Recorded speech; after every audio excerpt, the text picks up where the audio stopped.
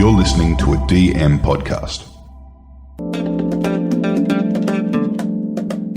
So, David, look, you weren't keen to discuss this when I brought it up. No, I wasn't. I was fully locked into a completely different subject matter until a very late night tweet that you posted. Yes. Last night. The tweet was about cashless society. Yes. Now, do you have an Optus phone?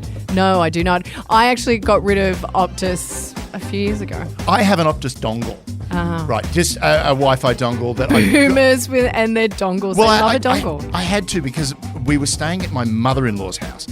This is over at Christmas years ago, and her Wi-Fi... was terrible. It was, you think I'm a boomer. She actually sent me a letter saying, you used up all of my Wi-Fi. And I'm like, but we just watched a video. But Optus went belly up yesterday. It went belly up and, well, basically 10 million customers had no access to Wi-Fi. Yep. They had no access to landlines, no access to phones. No access to the emergency services. The trains in Melbourne were out. Yes. Hospitals were Government services. And my tweet was basically, way to go Optus in showing how vulnerable Australia really is. Bingo. When you first said we need to talk about Optus, it was like, yeah, we can talk about that for a couple of minutes. But then when you posted that, it suddenly let my little brain kick into place. It's like that little kernel, that little guy in the back of my brain went, oh, that's something we can research. I know, especially when we've got a lot of government agencies now looking into this. There's a lot going on. Yep. And it does actually have a big impact on intelligence and security. Mainly security, not so much intelligence, but it's got a big impact. So it plopped it right in our wheelhouse. I know. Let's get into it. Let's do it. You're listening to I Spied, the tapestry of Australian intelligence. Okay, I'm just going to keep sewing this. Like I'm just putting together a little outfit for you. Okay, that's a bit weird. No. Trust me. It looks. I mean, it's a very pretty design. Okay. But don't forget, it's a Faraday cage, so it will protect you when the EMP tries to stop your heart. I don't want. It's silver. It's really pretty. Come on. Okay. Look at that. Okay. Put it on.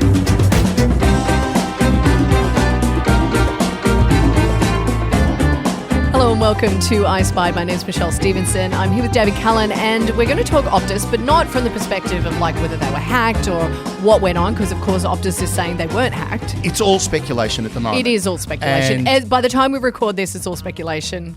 By the time it comes out, Russia will be like, oh, we did it. No. Yeah. North Korea went, oh, no one's talking to us. Yeah. Or as I said yesterday, Israel actually hacked Optus to punish us for sending Scott Morrison. And oh, you were on a roll. I was having a ball with that one. Yeah. That was a yeah. lot of fun. Now, the current thinking was it was what's called a BRG or BGR, Border Gate Router problem. Yeah. Now, one of the things when we were having our little exchange via WhatsApp talking about this, I did say that it was probably a systems admin guy who put the wrong code in and it blew the system up.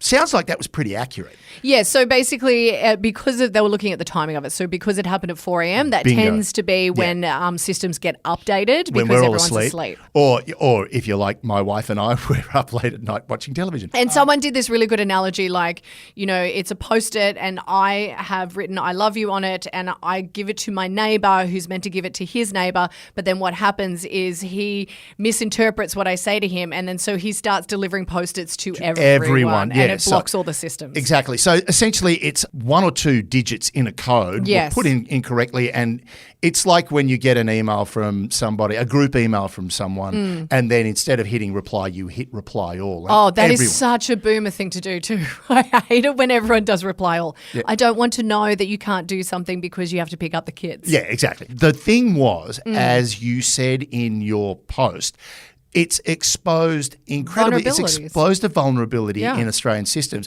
because what we forget is just how much we rely on electronics and, bottom line, electricity to get stuff done these days. And not just that, it showed how many people don't walk around with cash or have access to it. Yeah. Now, the cashless society one's a really interesting thing because there's a lot of scuttlebutt going around about how by 2030 Australia will be a cashless society. Yes, which I applaud. I'm happy about that. But it's actually a canard. It's not the truth. The interesting thing was Macquarie Bank said we're going to eliminate cash in our system by 2026 or 2030 or whatever it is. Okay, Macquarie Bank, that's fine. You're not that kind of bank. You're not the kind of bank that I walk into and go, I need $20 so I can catch the bus. Yeah. You're a different kind of bank. So you can quite happily eliminate your cold hard currency. That's fine. But there are banks that will never do that. Yeah. We will have a reduction in the amount of currency we use, but we'll never truly eliminate it. I turned around to my wife. After I saw your tweet, I went, cashless society, we need to talk. And she went, go and get a glass of whiskey. I went, yay! Right, so, okay, having a sip. Essentially, she works in that area. She works in the payments area. Now, yeah, they love it, right? The payments area love cashless because A, it's cheaper. Well, you're kind of just following a paper trail as opposed to following the money. Like you're following the dots and the dashes. Yeah, the ones and zeros. Yes. Now, the interesting thing she said, like for Australia, yeah, we don't have to, but we've adopted it very quickly, the whole idea of cashless transactions. But in other countries, now the one she brought up, and it was a really good example, was Indonesia. Right? Yeah. Indonesia, thousands of islands, lots of different people, lots of different groups, all that sort of stuff, but a lot of isolated people. And it makes it very difficult for them to do any sort of transactional currency exchanges. Yeah. To get to the bank, sometimes it's like an 8-hour canoe ride. Yeah, right. So what they're doing, and this is what the payments industry are doing, and I did their awards ceremony a couple of weeks ago at the Gallery of New South Wales, and guys, you were awesome, and everybody who won deserved it, and thank you very much for having me. All right. Anyway, getting back to it, the whole thing is, most of that is app-based. Yep. It's not bank-based. No. So you'll have apps like GoPay, and that means that you'll put money into GoPay, your customers will put money into GoPay, you pay using GoPay. China have the same thing. I think, what is it, WeChat? Yeah, WeChat. WeChat is like you can talk, but also they use that for currency. That's their transaction. Yeah, and yeah, a friend of mine who was in Beijing recently said the worst thing was walking into a shop and they'd look at you and they go, WeChat? And he goes, no. And he'd pull out currency and they'd ignore him. Yeah. And it wasn't the fact that they didn't want the money, they just didn't want to talk to him. But it's like the whole thing with WeChat in China is it's really locking the society in. And if you don't have WeChat, and you can't have WeChat unless you're a citizen, I think, you can't open a bank account. The thing with things like GoPay, which is the app my wife was talking about that they're using in Indonesia, is you don't need a bank account. Now, one of the other things she talked about was the fact that there's now talk about everyone getting an electronic ID in Australia. And there's of course, all the people who go, oh, bloody ID card, you're not going to know all of my details. I mean, actually, like if you've got a Facebook account, we already know. Yeah, and you know what? If you pay tax, we already know. Okay, so the whole idea of an electronic ID is it's really, really handy to make it easier for you to open a bank account. If you're homeless, you can't open a bank account because you don't have a postal fixed address. Right? So, but with an app like GoPay and an electronic ID, you will be able to have transactions. We also have PayPal as well. PayPal is quite useful if you're buying things online. PayPal, of course. Yeah. So you put money into it, and they take a lot of stuff really seriously. So I once had someone buy something off me, or I did a voiceover for someone and they paid me via PayPal. But the only thing was I had to wait a couple of weeks to get it because of fraud. They hold on to things to do all the checks and balances. Now, that's another thing. It's cheaper than using currency and it's cheaper than having a bank branch because you don't have to pay people to be there. But the big problem then becomes who pays for the service? Yeah, right? They take a percentage. Yeah, a cash transaction, there is no percentage. No. But credit cards, you pay a percentage. And then online, these pay apps also will take a certain percentage out. Now, here's the problem with all of that. What happens when you have no electricity? All right. What happens when your system collapses? As we found out. Optus yesterday collapsed, and I went to buy coffee at the Rose Bay Ferry. The boys down there at the Rose Bay Ferry Wharf, Jeves Coffee, they've got a little terminal there that they use. And that's the one I just flashed my card on my phone or whatever at. Yeah. And I kept going, am I going to pay for this one? No, not that one. You've got to use this one. It was one of the older pay point things. Yeah. And I went, what? And he went, that one's Optus, that one's Telstra. And it was like, I went, oh, smart boys. I went, yeah. We've got one of each simply That's because. actually very smart because there was a lot of people who had to close their businesses. Yeah. A lot of Uber drivers really struggled. Uber's done, right? As soon as Optus is out, and if you're trying to use Uber and you're on Optus, like 13 cabs, their entire system shut down because they were with Optus. Yeah, and you even had the Optus CEO, Rose Marin, who ended up WhatsApping into ABC to even make a comment because she, of course, had nothing. Funnily enough, I don't know if you saw the Sydney Morning Herald today, as of this recording. There was a photo of her house and a photo of her husband. Yeah. Right now, her house in Vaucluse. Now, I live in Vaucluse. I'm a lucky person. Now, I was driving down to the ferry to go to work yesterday, and as I was driving down, there I counted 7 police cars, 2 divvy vans, and 2 ambulances heading into Vaucluse. Now, that's a lot of police cars to be going into Vaucluse. And then in the photograph, I noticed in the photograph of the Optus CEO's house, there was a couple of police cars in front. Yeah. So part of me was wondering if that was just the neighbours going, there's a lot of people hanging around our street, because obviously the press would have gone to her house in the hopes that they could capture it. All they did was capture her husband looking out the window going, what? And the other thing that was really interesting, there was a massive line outside, I think it was one of the Optuses down in the city, because there were people who were meant to be getting on a cruise yesterday and their ticket was on their phones and they couldn't access their tickets to get on the cruise because it was all electronic. So they had to try and retrieve that information elsewhere. Exactly. Now, here's the really important thing to remember about this situation, right? This was just, honestly, it was huge. It's just a blip as to what could possibly happen. Yeah, and I think what the key thing that's coming out of this, of course, is going to be an inquiry. The government's across it and they're going to continue to be across it because it does, as we said, show that vulnerability. And the next time it could be hackers. And even a lot of technical people have said they don't even know how this happened because this is such a rare occurrence. Yeah.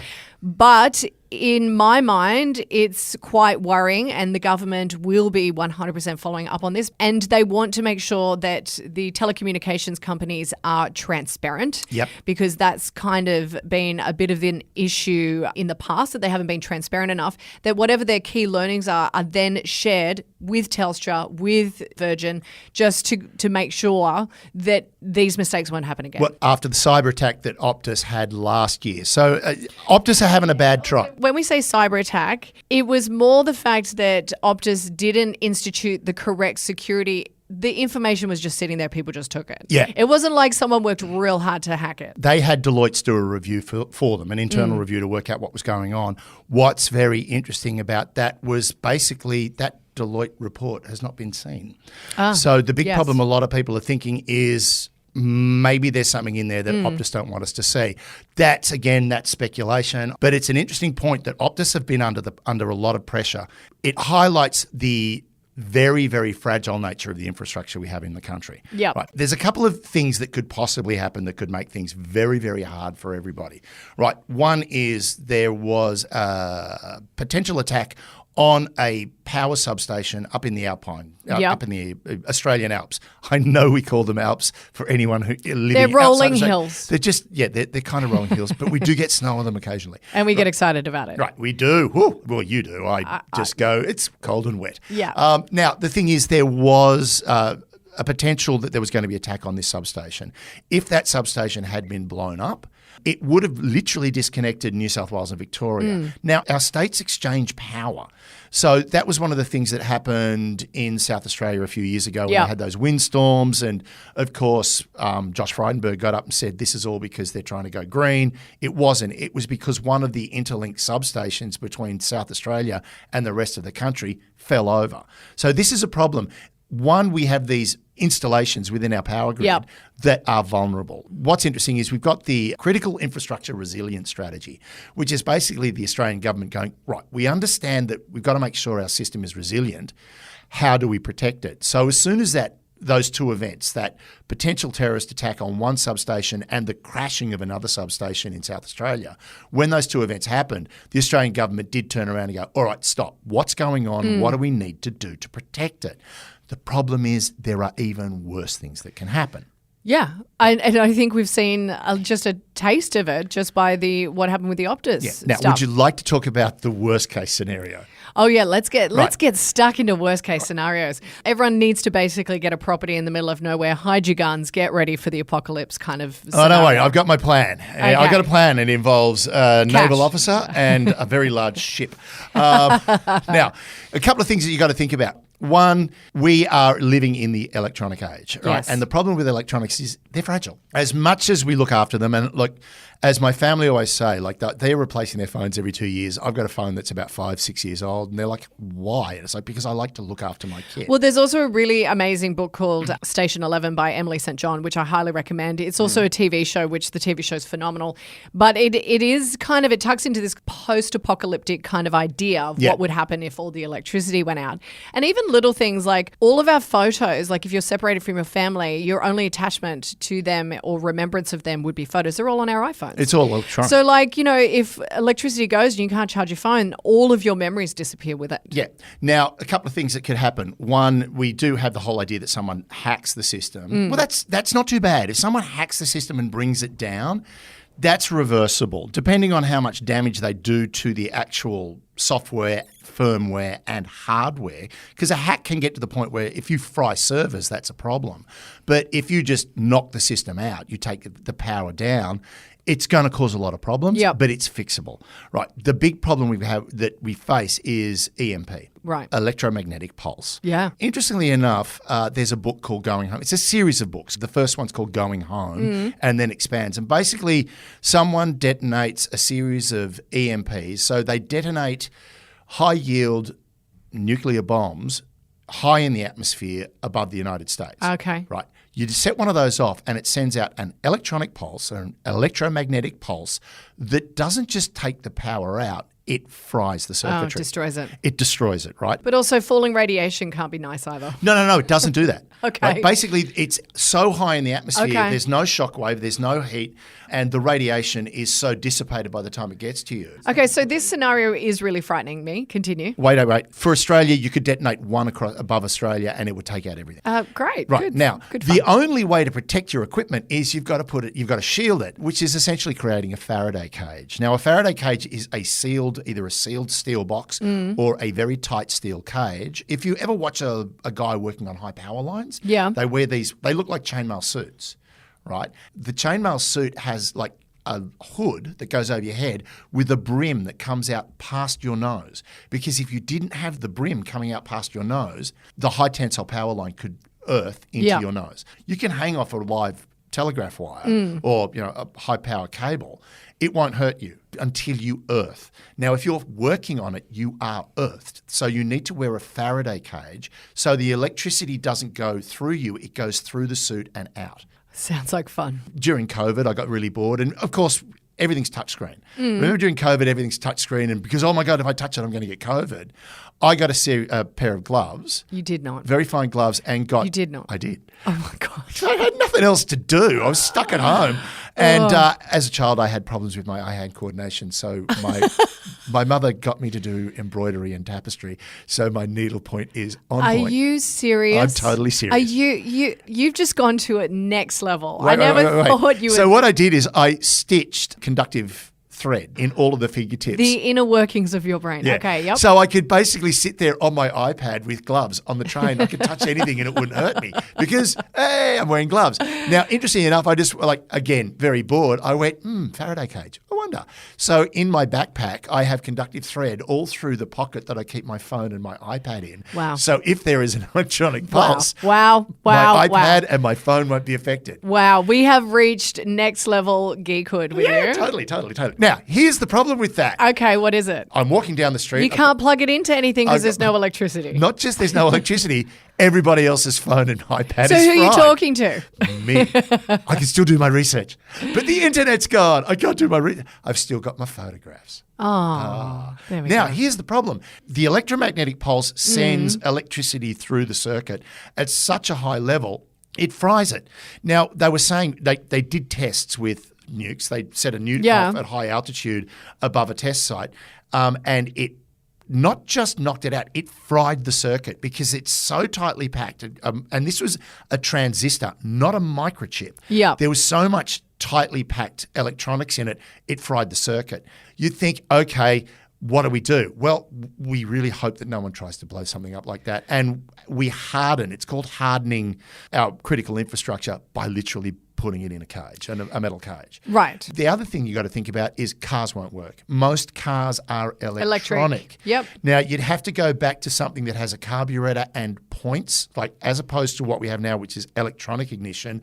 I know those cars, used to work on them. If you own an old 1969 Valiant, you're fine. So basically, when you get your little setup in the middle of nowhere with guns and food buried, put an old Valiant there. Yeah, an old Valiant, or one of the earlier Hiluxes or something like that. Right, so there's that as well. Yeah. Cars, transport, everything's out. Yeah. Refrigeration is gone. Everything, you've lost everything. Now, that's the worst case scenario if someone decides, I'm going to wreak my terrible revenge on your country.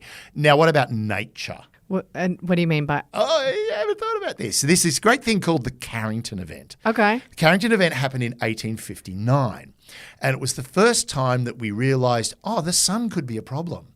Now, what happens is we've got the photosphere around the sun. That's where the light comes from. But underneath it is the corona, where all the action's happening. And there's all of these magnetic sort of streams going everywhere. And occasionally they get a bit crazy. And you've those lovely shots of loops of plasma coming off the surface of the sun. You see, back in 1859, there was one that was so big, it literally flooded our planet with plasma. So plasma hit our magnetosphere. We've got a magnetic ball around us. That's why we're able to survive in this solar system, because we're protected. We're an iron core planet. Yep. It's got a magnetic field around it. So all of that stuff that comes out of the sun gets drawn up, and that's why we have the aurora borealis and the aurora australis. Now, what happened was it was a huge one. It was spotted by two astronomers, Carrington, of course, and another guy, I think his name was Hodgson. It was so powerful that it melted. It's basically melted long power lines. So if you've got a long power line in an EMP, the power starts traveling down the cable and will melt it. There were telegraph operators. Remember telegraph? And the little paper things would come out. There are bits of telegraph paper, ticker tape paper, of conversations between telegraph operators, one woman complaining that she keeps getting electrical shocks from her telegraph machine. And the person at the other end says, unplug the battery, disconnect all power to it. So she did, and they were still working. There was so much electricity in the atmosphere. Insane. If it was the same sort of thing hit now, imagine what would happen to all the electronics we have. They'd be fried. It would be fried, right? We're relying on an exceptionally fragile piece of infrastructure. Yeah, so what do we do? How do we get around this? We can't protect it from everything. And I think the fallibility of the world that we live in it's like we move to this point where we're so progressive that nothing can harm us. Exactly. That we become then susceptible to a whole new bevy of things. Exactly. Like the more complicated the system is, the more points of failure it creates, right? We live in an information and technological age that is it's unsurpassed. Of course, it's nothing like it in history, because there's nothing like it in history. I mean, how far we've come from the Commodore 64. Oh my God, how far we've come. The first real computer, first programmable computer was built by... And it was massive. Massive. And it was huge. And my mobile phone would make it look like a child's toy. Yep. In the space of one lifetime, we've so far exceeded what we've done. I mean, the electronic age is comparable to the aviation age, in that at the beginning of the 20th century, we couldn't fly. At the beginning of the 21st century, we're flying into space and we have planes that are invisible virtually. The problem we have is we have an exceptionally fragile system. Yeah. And yesterday, thanks Optus, you showed us just how fragile it is. And not just us, but the world. The entire showed world. How fragile and vulnerable Australians are to any kind of attack that could happen. Yeah. So here's a couple of things you need to do. One, if you have a photo library, dump it off your whatever device you have, dump it onto a hard drive, and then put that hard drive in a steel box, and then tape that steel box up with conductive tape. That will protect the family photos. Okay. So it's like preparing for a bushfire. Are we going to have to do needlepoint in our fingertips? No, I don't really I'll want to do that for you. Don't worry. I'll do all the needlepoint. I'll do all of the needlepoint. Everyone can relax. That's going to be my new business. The other problem is, how long would it take for us to recover, do you think? From one of these events? From an event, either like say, let's not go for an EMP. I know the planet is, a man-made EMP. I know the planet is very, very tenuous at the moment. We're all very cross with each other and we like throwing rocks. But let's go, no one's going to be stupid enough to set off a nuke. Let's go for a coronal mass injection. How long do you think it will take to recover? A few years. 4 to 10.